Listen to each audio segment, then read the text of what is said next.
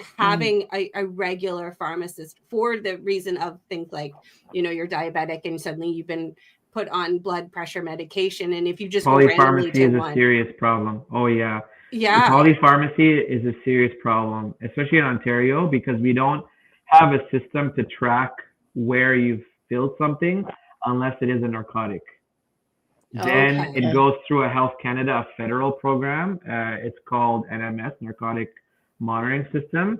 The only way for us to know if you filled anything elsewhere is if we log into a portal that is run by OHIP. But in order for us to see that, the prescription has to be ran through OHIP. So if you're not like a 65-year-old and over, or you're not on ODSP or OW, and you have private plan or you pay out of pocket, I won't have any way of knowing that you filled that prescription elsewhere. So polypharmacy is definitely a problem.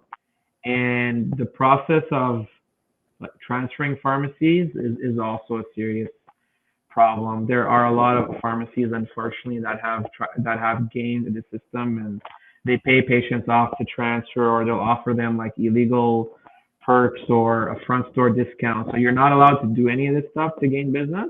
Right.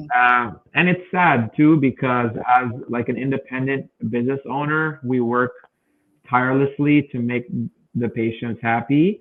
But it's almost like if they're unhappy with one thing that happens, they can walk into any pharmacy and just give verbal consent. They don't have to sign anything. They don't have to pay a transfer fee. They don't have to do anything. They just go into the next pharmacy and say, hey, I had a little argument with John over there at like John's pharmacy. I want to transfer.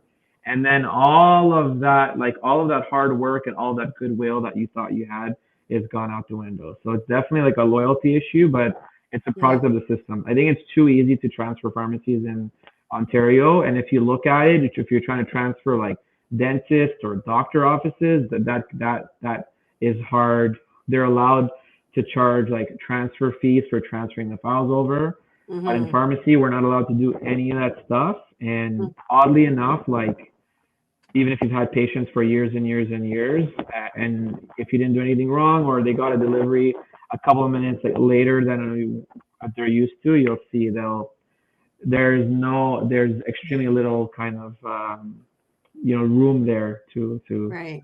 for errors.